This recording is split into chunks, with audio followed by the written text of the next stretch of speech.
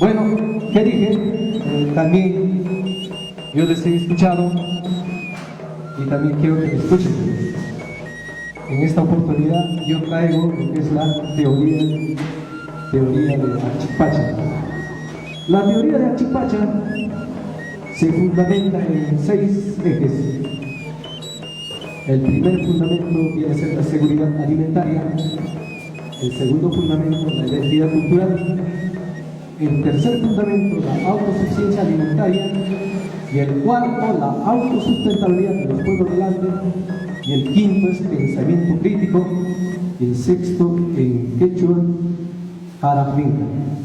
Más o menos nosotros, los de Achipacha, hemos hecho una evaluación. Es por eso hemos contextualizado nuestra teoría, porque si tú te basas simplemente a lo de atrás, no lo digiere todavía nuestra gente. Entonces un poco por eso hemos contextualizado y lo hemos hecho netamente en castellano la teoría de Achipacha. Bueno, quiero tocar el primer eje, lo que es la seguridad alimentaria. Que nadie, ni el Congreso, no les gusta tocar este punto. ¿Por qué? Porque la CONFIEP, los congresistas son representantes de la CONFIEP, eso hay que tener bien claro. Los congresistas trabajan para la CONFIEP, para los grandes empresarios. Entonces, para la cultura, para nosotros que estamos haciendo, no hay, para eso no hay. Más bien los quieren acallar y nosotros tenemos que juntarnos, como estamos haciendo, hermanos. Le felicito al hermano de Cerro de Pasco, de la gramática quechua, la racionalidad quechua, los otros que me han antecedido, la danza milenaria de los incas, todo eso porque se requiere, porque en los tiempos modernos, en la actualidad, antes de comenzar el trabajo, se practica esos ejercicios. Eso se hace, siempre lo hago en los trabajos que realizo. Bueno, hermanos, ¿por qué la seguridad alimentaria es el primer eje dentro de la teoría de Achipacha? Porque cualquier cosa, digamos un ejemplo, si un carro tiene un combustible malo, ese carro no se va a fundir. Entonces nosotros tenemos que velar por nuestra seguridad alimentaria. ¿Qué está pasando? ¿Qué es lo que nos ofrece este modelo neoliberal? Que todos tenemos que saber en qué modelo económico estamos. El modelo que impera en el momento es el modelo neoliberal. Pero ¿qué ha hecho este modelo? A nuestros mercados ha llenado de alimentos. ¿De qué sirve y qué son esos alimentos? Se les llama la necroalimentación, o sea, tenemos alimentos para matar. Eso es lo que estamos consumiendo a diario. Es por eso nosotros fundamentamos en este primer fundamento de la teoría de Achipacha, lo que es la seguridad alimentaria. Hermanos, ¿qué cosa? No solo tampoco hay que criticar, también hay que poner, o hay que, en este caso, dar ciertas soluciones a este problema que nos aqueja en las ciudades. Para esto nosotros estamos fomentando, como Achipacha, lo que es Ainenica, muchos de ustedes saben, que en las ciudades estamos haciendo, en el último piso, los biohuertos. Eso es lo que estamos haciendo para contrarrestar los alimentos que básicamente son productos de agrotóxicos. Todos los alimentos en el mercado es producto de agrotóxicos, la gran agroindustria, todo eso. Y otra cosa, hermanos, ¿por qué Achipacha fomenta esto que todos tenemos que hacer? En la actualidad, o antes, se decía que los ricos transfieren dinero a los pobres. Ahora es al revés. Los pobres transfieren dinero a los ricos. ¿Cómo? Comprando sus productos. Entonces, ¿qué está pasando? Hay muchos políticos, porque acá no estamos en cuestiones políticas, porque la política nos desune, la cultura nos une. ¿Qué pasa con los políticos? Los políticos hablan de salvar al pueblo, traer buena aventuranza en el futuro, pero están consumiendo de las empresas que nos oprimen. Están consumiendo Inca Cola, Coca-Cola, pollo, fideos. Entonces le estás dando combustible a los que nos oprimen, a los que como nos están haciendo en la actualidad. Entonces, para eso es fundamental lo que es la seguridad alimentaria. Nosotros tenemos que comenzar a hacer nuestras cosas. Bueno, el segundo eje viene a ser la identidad cultural. En esto, ya el hermano que tocó la gramática quechua ha tocado un punto muy importante, que es la racionalidad del ando desde el quechua. Nosotros, los de Achipacha, ¿cómo lo planteamos en este punto, en la identidad cultural? Los incas o los quechuas, porque nosotros, ahí también hay un error, ¿no? Básicamente, a veces, bueno, todo lo que hay, los monumentos y todo lo llamamos incas, no. Los últimos teóricos y todo, ¿cómo lo están llamando? La cultura quechua, o la cultura quechua aymara, es lo mejor que podemos incluir, porque en sí los quechua aymaras y yucas porque han desarrollado la cultura indígena. Entonces, en la identidad cultural, ¿cómo lo planteamos nosotros en este aspecto? La lógica de quechua funciona en la lógica difusa, o en la lógica continuada, no en la lógica socrática, noche, día, no, blanco, negro, sino la lógica difusa, varios variables, no solo mujer, hombre, no, de distintas formas.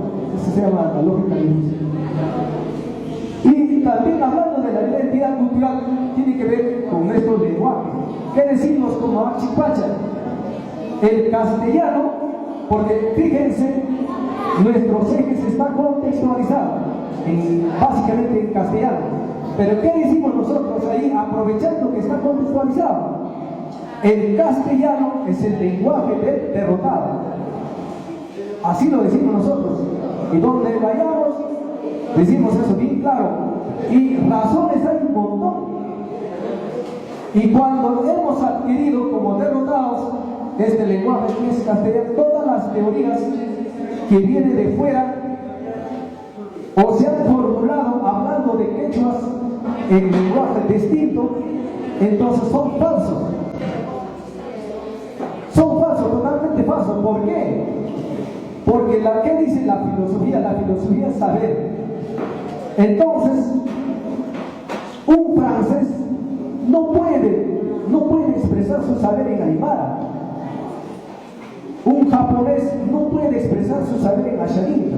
No puede. Entonces, un quechua no puede expresar su saber en castellano. Es por eso nosotros solamente nos estamos prestando dentro de la teoría estos elementos, diciendo la identidad cultural, pero ahí lo estamos diciendo nosotros directo y de frente, que el castellano es el lenguaje del derrotado. Así claro. Y como derrotado, ¿qué cosas han venido? La historia como quechuas nosotros tenemos que clasificarlo en dos cosas: antes del pecado, después del pecado. La llegada de la teopolítica acá a nuestras tierras. Antes del pecado, cuando no existía en el Andes, no existía Dios, no existía Virgen, no había tanta aire, no existían esas cosas. Nuestra forma de pensar era distinta. Y cuando llegó la teopolítica, ¿qué cosas nos han traído? El pecado. Y con el pecado ha venido Dios, el cielo, el infierno, todas esas cosas han venido. Y con eso, ¿qué cosa más nos han traído? La discriminación, el racismo y todos los ismos han traído. Y con eso nos han confundido. Y otra cosa acá quiero mencionar dentro de la identidad, y lo han tocado también el hermano del Cerro de Pasco. Nos han presentado la parte de lo que es los jeroglifos, los petroglifos que la cultura chavín lo ha desarrollado. Hermanos, También hay cosas que no decimos ni las universidades. Hay cierto temor, no lo decimos bien claro. ¿Cuál es el método para cortar una roca que en escala de Mohs es 6-7? ¿Qué método han utilizado los incas?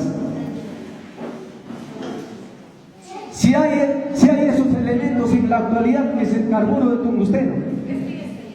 Entonces, si los incas han cortado las andesitas, las rocas graníticas, los basaltos, todo eso, entonces ellos tenían que perforar o cortar con tungsteno carburo de tungsteno. Con esa aleación es lo que ellos han cortado esas rocas. Es una forma de plantear. ¿Y cómo podemos sustentar esto? Chavín está ahí en la parte baja. En la parte alta, donde está el Tebaro, encima de todo el cauce, están esos elementos: el carbón, el tungsteno y el estaño. Esos tres elementos se requieren para obtener una aleación más dura. En este caso, si tú quieres cortar una roca de tipo andesítica o granítica de 6-7 de escala de Mohs, tienes que defender 3 más arriba. Entonces, los incas, ni siquiera los incas, los chavín han llegado a obtener esa aleación. ¿Hace cuántos años? Hace milenios. Entonces, esa es una tecnología que ellos han llegado. Y hay otra teoría. Hay otra teoría viendo ya lo que es la egipcia, los tiahuanacos, el mismo Recuay, los huaris y los incas. Se dice que ellos han llegado a obtener o a desarrollar los geopolímeros. ¿Qué quiere decir esto de los geopolímeros? Se basa en el proceso de cemento, porque en el cemento mezclas arena y el cemento en el cemento que viene a ser varios elementos, silicatos, caliza, entonces, y el agua interviene, entonces se pone duro. Entonces se dice que los incas han utilizado los geopolímeros. Entonces a nosotros, a los andinos, a los que profesamos esto, lo que es de nosotros, nos toca demostrar eso. Tenemos que llegar a demostrar si es por geopolímeros o los incas han llegado a obtener, en este caso, el carburo de tungsteno, esa aleación más dura de 8-9 en escala de Mohs. Entonces, pero hay para refutar los geopolímeros. Entonces, para hacer estos monumentos, más o menos en la zona de Cusco, en medio camino están los que han hecho cortes. Entonces quiere decir que no han utilizado los geopolímeros, no han utilizado, sino que han cortado. Ahora, ¿con qué han cortado? Por eso, hermanos, ¿qué pasa con todos nuestros hermanos mayores y todo? Estas cosas tenemos que decirlo bien claro. Hay cosas mitológicas, se dice, no, había una hierba, lo frotaban la piedra y la piedra se formaba como barro, o sea que en estado de magma. No es imposible esto. Entonces nosotros tenemos que decir, yo particularmente, o los de Axipax estamos diciendo, y claro, no, los incas han llegado a obtener una aleación de carburo tungsteno, con eso han hecho sus cortes, han hecho talados y todas las rocas duras de 6-7 en escala de Mohs, o los geopolímeros y algunas cosas. Pero es refutable hablando de los geopolímeros. ¿Por qué? Yo conozco la zona donde está el Tiahuanaco. En las zonas cercanas están esos elementos. Está ese elemento, estaño, carbón y tungsteno. Donde están los huaris, están esos elementos. Donde han fundado capital de los incas en Cusco, están esos elementos. Hay en sus sapos, están esos 3 elementos básicos. Siempre los incas, los incas siempre han escogido lugares donde hay esos elementos. ¿Por qué? Para trabajar la piedra. Entonces, hermanos, eso hay que decirlo. Los incas han llegado a obtener esa aleación que se llama carburo de tungsteno. Y si comparamos con el racionalismo, con la cultura greco-romana de Europa, ¿qué ventaja le hemos llevado? Entonces, posiblemente este señor que vino a robar Raimundo y todo, este señor norteamericano, ellos posiblemente han llevado esas herramientas y lo han escondido, lo tienen escondido, pero va a aparecer, vamos a encontrar, porque al final, hermanos, esto de geopolímeros, el carburo de tungsteno, en un momento en la naturaleza se encuentra. El hombre simplemente ha copiado, ha encontrado por qué este elemento es tan duro, porque en estado natural existe. Entonces nuestros quechuas, hablando de quechuas, los quechuas hemos sido pues bastante conocedores de lo que es la petrología. La petrología es estudio de rocas. Ellos conocían más que cualquiera de nosotros. Entonces llegaron a obtener esos elementos que tenían para que hagan sus trabajos. Vemos lo que han hecho. Bueno, el tercer fundamento viene a ser la autosuficiencia alimentaria. Hermanos, nosotros somos de una cultura donde no había moneda, no había esto, no había papeles, no había 5 soles, no había un sol. Nosotros somos una cultura donde no había dinero, pero éramos una cultura próspera. Entonces, hermanos, cabe la posibilidad que exista Amazoa, Amajeya, Amayuya. No, pues, hermanos. Eso lo han hecho los españoles cuando llegaron. Somos una cultura, y lo han dicho ustedes, de la armonía, del equilibrio. Eso también no se olviden, somos una cultura donde no existía dinero, y cuando no existe dinero no hay corruptos, ni robo. No tiene razón por qué existir. ¿Sabes qué, hermanos? En esto les quiero dar un alcance. ¿Quiénes han hecho dinero? Los delincuentes. ¿Quiénes eran los fenicios? Allá en la cultura de la zona mediterránea, casi contemporáneo con los egipcios, hay en esa zona, Babilonia, todo eso. Ellos eran delincuentes, piratas. De ahí viene pues el de la pirita, el oro del tonto. Así surge el dinero. O sea que el dinero lo han creado los ladrones. Y hasta ahora, ¿cómo funciona el dinero? ¿Cómo funciona la cuestión, el Estado, la política? En el momento, con este modelo, estamos plagados totalmente de la corrupción. La política se ha convertido en delincuentes, en bandas de delincuentes. Entonces, acá vienen nosotros, hermanos, como andinos, como tal ha sido nuestra cultura, decir, nosotros los quechuas nos hemos expandido con la autosuficiencia alimentaria. En pocas palabras, más o menos aproximando al castellano, porque casi no se puede traducir al castellano nuestro lenguaje quechua, pero más o menos aproximando viene a ser la autosuficiencia alimentaria, viene a ser el aire minca.